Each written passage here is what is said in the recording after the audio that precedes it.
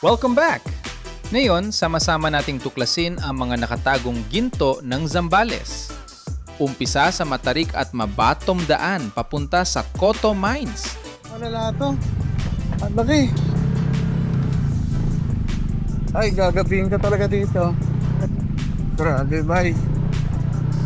Okay. Pag siya ganito ka natuto mag-bike, ewan ko na lang. Ang papunta sa Coto Mines ay puno ng pagsubok, pero ang bawat hirap ay bahagi ng ating adventure. Grabe pa. Yeah. Grabe, mas malala pa. Ito malala pa ang kit kasi. Grabe, bye. Aha. Ay, kita. Ay, guys, tingnan nyo. Ewan na nakita sa camera. Hirap. Hirap. At kahit ginabi sa daan at ginugol ang gabi sa pagtulog, paggising natin ay masisilayan natin ang kamangha-manghang tanawin.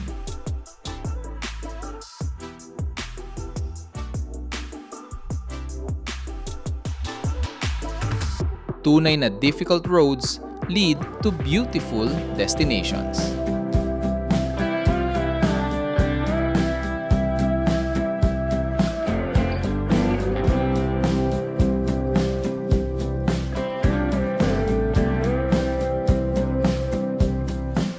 I see you running, running out of reason. Don't try to blame it on the seasons. Why you wanna walk away? When we began, swear we had something. At pagkatapos ng lahat ng iyon, sunod naman ang Talisayan Cove. Mas puno ng excitement at ganda ang ating vlog. Kaya't siguradong hindi kayo bibitawan hanggang dulo. Kaya ano ba ay naantay nyo? Put your helmets on and let's go for an adventure!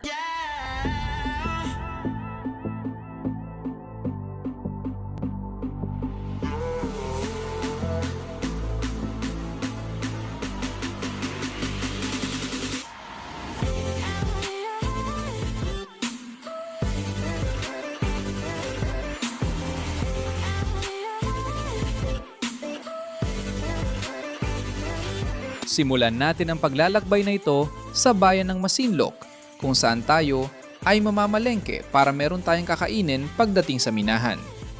I highly suggest na pagdating nyo dito ay bilhin nyo na lahat ng kakailangan ninyo, dahil although meron mga tindahan papasok ng minahan, ay medyo pricey na ang mga bilihin. Ganda po sit. Boris na nga dito. Oh. Ihaw. Ayan. Ano din? Ano to? Yan. Ano to? Okay, sir. Ha? Anong ista po? Ikan. Nikiti. Ikan. Ganda yung... Hindi, kuha rin kami din ng ano. Huwag masyado dami yan. Pala, no? Dami. Kukuha din ng tilapia. Ito naman, gusto tilapia. Sa mga panahon nga na ito ay nagulat kami sa mura ng mga bilihin dito. Hindi namin naisip na sa halagang higit kumunti sa 1,000 ay nakapamili na kami ng 1 kilo ng baboy, kalahating kilo ng salmon, 2 tilapia, 2 tulingan, 2 kilo ng bigas, 8 na itlog, mantika, toyo, suka, at iba pang gulay na pangsangkap. Siguro kung dito ka nga mamamalengke ay talagang sasapat na ang 500 piso para sa inyong Noche Buena. May gulay, may itlog, may bigas. Yung mga necessities na lang. Tubig, Tubig na lang. Doon na, meron na ata dun. Red horse, yellow. Yan, isa-isa. Makatapos nga mamalengke, ay bumakbak na kami papasok ng Coto Mines. Mga alas 5 na ng hapon ito at base sa maps ay 1 oras lang daw ang biyahe hanggat makarating sa mismong ilog. Pero hindi namin sukat akalain na abutin kami ng 3 oras dahil sa sobrang mabato at challenging ng daan papasok. Na po. Saglit pa lang.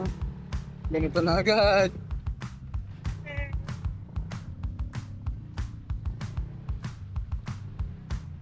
Talaga namang, pagpasok pa lang ay lubak-lubak at maputik na daan na agad ang sasalubong sa inyo hanggat makarating ng unang checkpoint.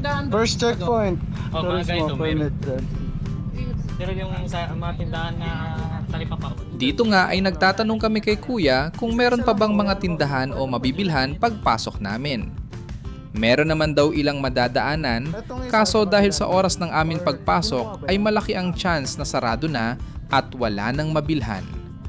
Meron siyang tinuro na tindahan sa may tabi lang ng station nila. Pero dahil nga madami na din kaming mga dala, ay nagpasya kaming isugal na meron pa kaming tindahan na maabutan na medyo mas malapit sa mismong minahan. Dito, sinimulan na nga namin bakbakin ang infamous rough and challenging road na papunta na Coto Mines. Medyo magiging mahaba ang biyahe na ito at sinubukan ko i-record ang buong biyahe. Don't worry, pwede mo skip ang part na ito using the timestamp sa ibaba ng video na to. Lalagyan ko na lang din ng background music para hindi ka maboring. Ay, lalim. Oh no, sa bridge. Tatakot yung bridge.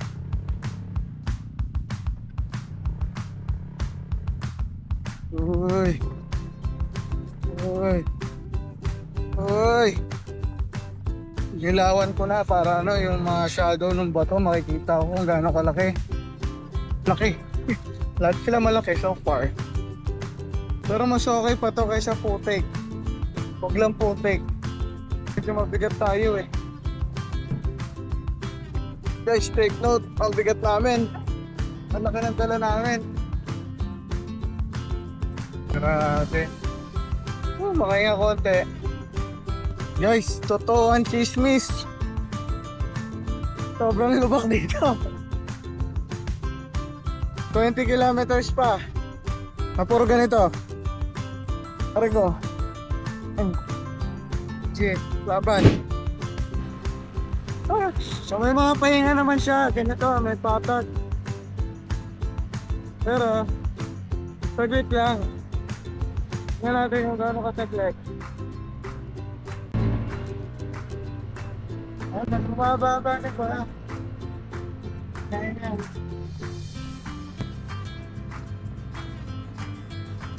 Ay, pahinga naman pala. Bakit sa braso? Pero mga ano to, mga 1 kilometro.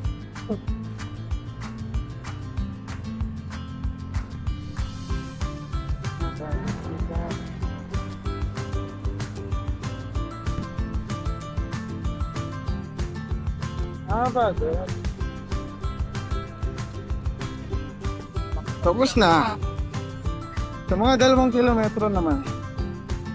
Out of 24 kilometers, 2 kilometro. Patag. Mas balik ka dito. Malala pa ata. Mas malala to. Ang laki. Ay, gagabihin ka talaga dito. Dito tayo. Wala. Boom, boom. Grabe, bye. Oh, yeah. Nako po. Yun. Ako, river crossing talaga. Eh, puti di mo ako malalim. Ah, matitindi oh, yung mga bata oh. Pag siya ganito ka natuto mag-bike, ewan ko na lang.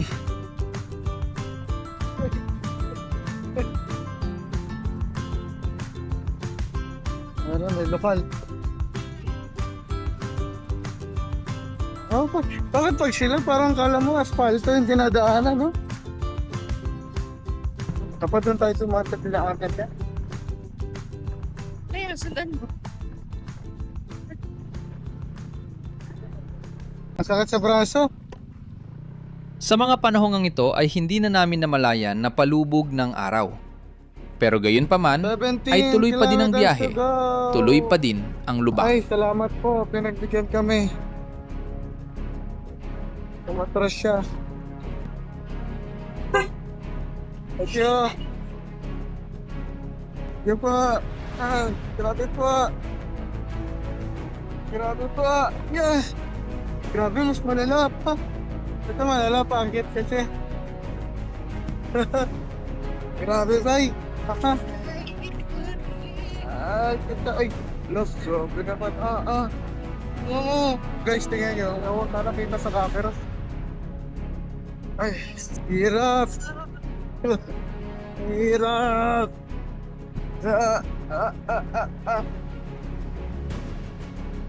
Oh no. Ay, grabe. Dito malalaki pa to.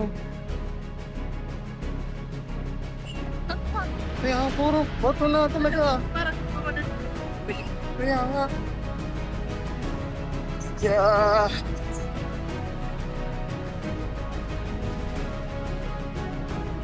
Sakit na braso ko.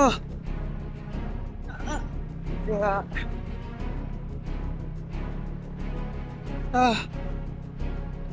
Parte nga ng aming mga nadaanan ay may mga baha na hindi mo masukat kung malalim ba o mababaw. Buta kami malaking baha. Baba muna ang angkas. Toto mais pa. Ginabi na. Hindi pa kaya tayo makaitra? Mabigat kasi. Pwede. Alam nga pabalikin nila tayo. Kaya para makapanigurado ay pinababa na namin yung aming mga OBR para mas may control kami sa aming mga motor.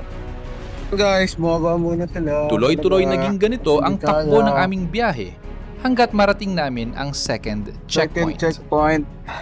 Sa mga panahon ng ito ay Sige ramdam po. na talaga namin ang pagod at pananakit ng aming mga katawan, Pero pa daw lalo na sa mga balikat, Isa. likod at kamay. Last one. Gayunpaman ay tuloy ang laban Second 5 kilometers pa. Lubak-lubak pa rin. hanggang sa aming marating ang last Ay, checkpoint. final checkpoint. Mula sa last checkpoint na ito ay meron Bibi pang po. huling 2 kilometro na Bibi po. babakbakin Ginabi na. upang makarating sa mismong minahan. Ako, kasama po namin. Ilan po kayo? Dalawang motor po, apat. Taga saan po kayo? Taga Las Piñas po. Las Piñas pa. Opo. Ginabi na. Lapit ah. Tinati kayo. Pag malayo pa to sir, pag gano'n o 2 kilometro. 2 kilometro na lang. Malapit na ka sa katotohanan. Kaya nga eh. Okay na po, sir. Sige po. Tunay na Salamat napakabait po. ng mga tao dito sa bawat Thank you checkpoint. po. Medyo gumaan ang pakiramdam namin nung nalaman namin na 2 Bali, kilometro tatlong na lang. checkpoint pala, talaga, Buong no? akala namin ay kahit papano giginhawa na ang mga lubak. Pero dun kami nagkamali. Ayun, 2 kids full.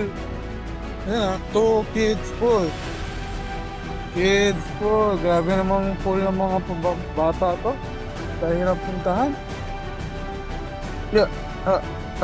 Yeah. Hindi pa siya tapos, guys. Uy. Kagi ang lala. Adventure! Malagay, 2 kids full. Jadi, tara sa kids full. Woo! 12 hours na tayo nag-drive. Wow!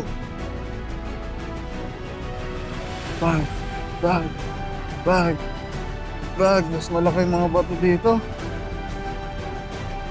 Nagay.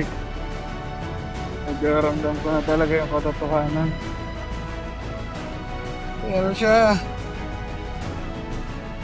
Hanggang sa marating na nga namin ang pinaka-entrance ng Coto Mines. Sir, Permit po.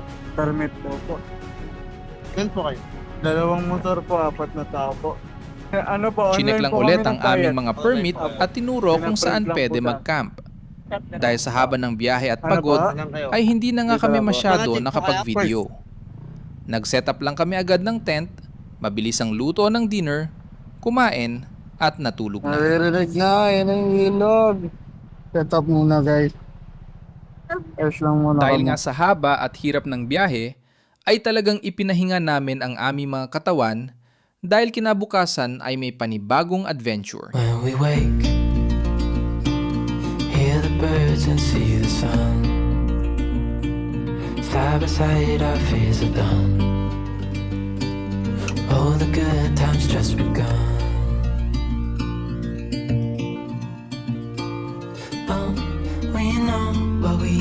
on, let's hold on tight. Found what we're looking for in life. Call us crazy, but things are finally right. With you and I, the future is bright.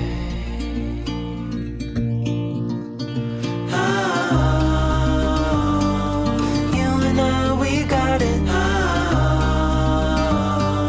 We don't need no more. Morning guys.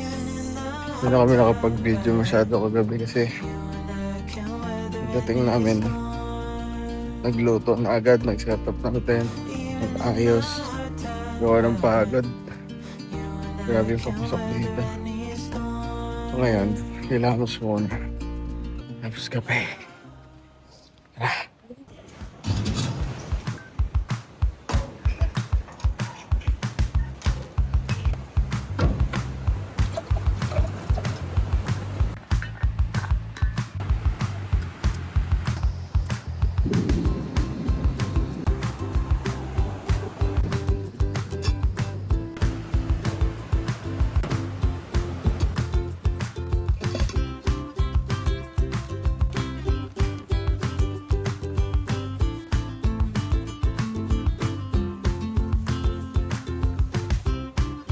Kape. Ayan. Videoan pala ng kasangitan. Sana, sunog na girl.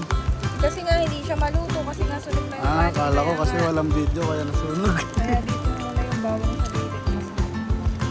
Breakfast tayo guys, curling view. Hey! Yung mga apritada na yan. Alin? Yung nagbibigay. Asan yung first batch ka? Okay lang. First batch. Okay lang pala yung dala ng table. Ha? Okay lang pala. Oh, laki ng table natin. Pag-aabot mo yung ulam. Lamesa ng mahiyakan to eh. Alright, ito yung final setup natin guys. So yun o. Yung motor, ito yung tent namin. Medyo makalat ang sa loob. Nilagayan dyan, tapos ito yung pinakatulugan. Saan natin? Yup! Yun o. Yan ang tulugan. Okay. Dito, nanginit ang bayan. Yan. Dito kainan. Yung tent nila CJ. Ito. Dito kainan. Yan. Tapos dito kayo tatambay. Siyempre. Sarap. Alright, kakain na tayo. Tapos, magsuswimming na. Lord God, hallelujah Lord. Maraming salamat po Panginoon sa umaga ito Lord na pinagkaloob mo po sa amin sa magandang araw. Maraming salamat po sa panibagong buhay, kalakasan, Panginoon. At sa mga pagkain na nasa aming harapan Lord, dalangin namin Panginoon palinisin mo po ang mga pagkain ito Panginoon. Magbigay po kalakasan at ma-enjoy po namin ang buong araw Lord. Maraming salamat Lord. In Jesus' mighty name we pray. Amen. Kain na. Kasi galing na po mga Koto, kids pool. Let's go. Linaw.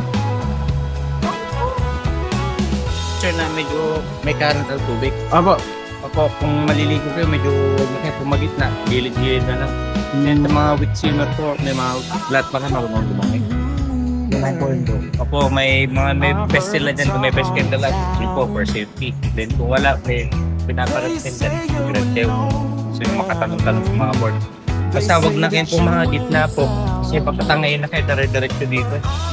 Okay. Ang pinaka-safe po na pwede niyong liguan is yung mga paapon diving board. Sa may graduate board. Thank you po. Apo. Okay. Sabi lang po dito lang sa kanan. Okay po. Salamat po. Thank you po. Oh.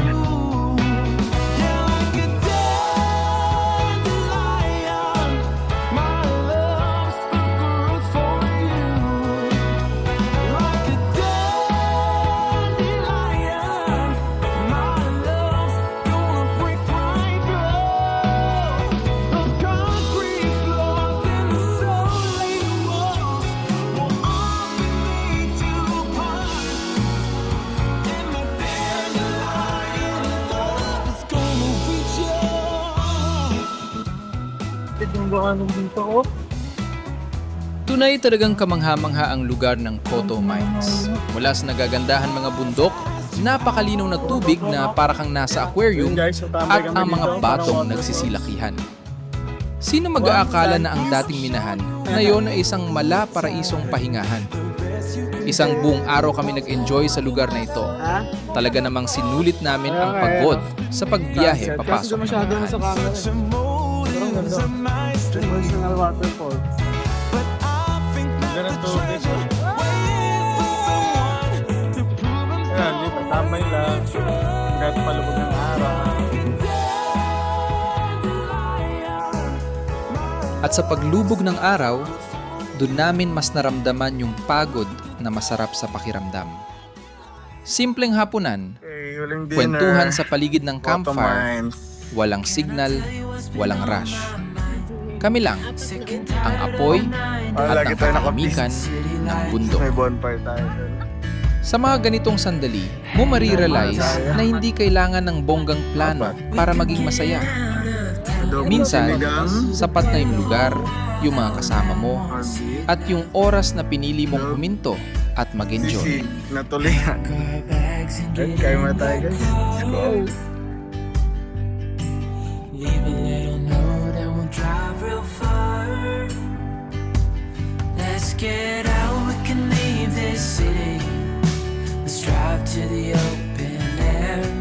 Habang humihina na yung apoy, unti-unti na ring bumabagal ang oras. Busog, pagod, pero sobrang saya. Matutulog ng bitbit yung mga alaala ng araw na puno ng saya. Pero hindi pa dito nagtatapos ang kwento. Kinabukasan ay gumising kami ng maaga para ipagpatuloy ang biyahe. Ride out tayo, papuntang Mula Portalan bundok, Beach. pababa sa dagat. Time check, mag-aalas 6 na. Ito yung setup natin. Yan, ito ang setup natin. Kalabaw mode muna. Sa aming pagbaba ay nagpasya nga kaming isakay na lahat ng gamit, pati ang dalawa naming OBR sa jeep para hindi gaano mahirapan dahil sa Kasi nga lubak. mabigat, in-advise kami na meron daw jeep na hatid sundo palabas. 70 pesos ang isa. Ang balak namin, lahat ng mga gamit sa motor, tsaka yung mga angkas namin, sasakay na ng jeep para magaan kami pabalik kasi nga sobrang lubak. Sabi alas 6 daw yung jeep. Tignan natin. Ito pa tayo dun. Laban na ulit. Papagdala ko ba? Papagdala ko ulit. Tara. Ito. So yun guys, yun nga yung mga girls walk trip kasi yung paakyat medyo matarik. Kaya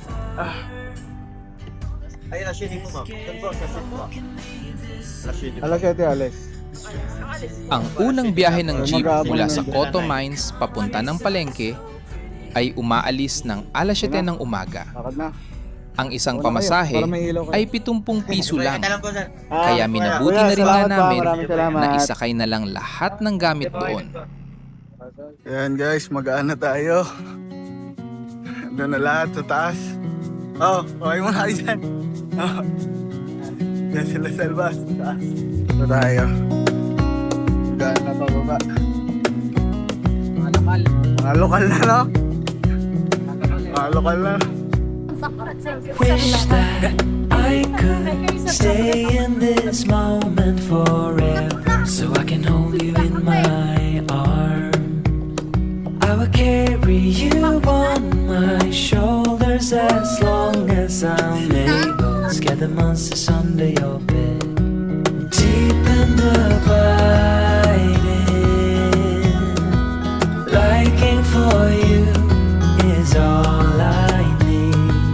Until my heart gives in, I will do everything I can for you.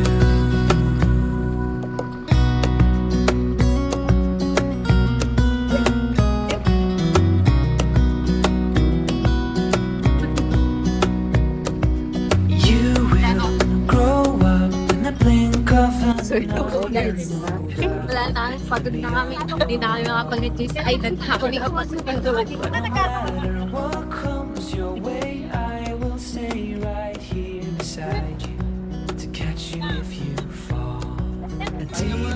Okay.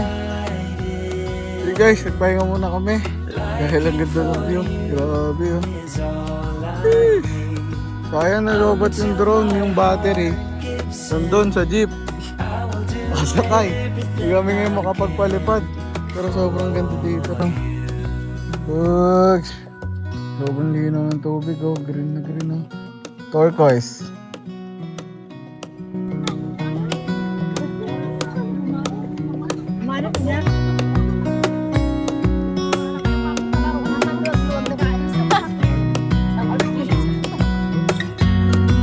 Deep and abiding. Ito ang mga scenery na hindi namin nakita nung kami ay papunta. Tunay na talagang papunta ka pa lang ng Cotto Mines ay busog na busog ka na sa magagandang tanawin. Makatapos ng mahaba at mabatong biyahe, pababa ay kinita namin ang dalawa sa palengke. Oh, dito na tayo guys. Palengke ulit. Pabalik. Dito sila binaba. Kanina pa kaya? Ay, sorry po. Kanina pa din kami. Dug. Ah, Nakatambay pa daw kayo. Nakatambay pa sa kilometer. sino? Kaya kayo nung dalawa, nagsasightseeing. Pag yung dalawa. Maganda nga yun ano namin. Nasightseeing na namin. Tara. Kain muna tayo doon. Ano? Dahil nga Alright, alas set up muna 9 natin. ng umaga na din ay mabilis ang kain lang kami dito sa palengke. Dahil base sa maps ay nasa 2 oras din papunta ng Pundakit Beach. Kakain muna. Bago bumiyahe ulit. Tayo guys. It. Alright, biyahe na ulit. Pagkatapos nga kumain, ay agad na rin kaming bumiyahe papunta ng Pundakit Beach. Hey, let's go. Pundakit Beach. See you Oh, sa susunod na part ng vlog.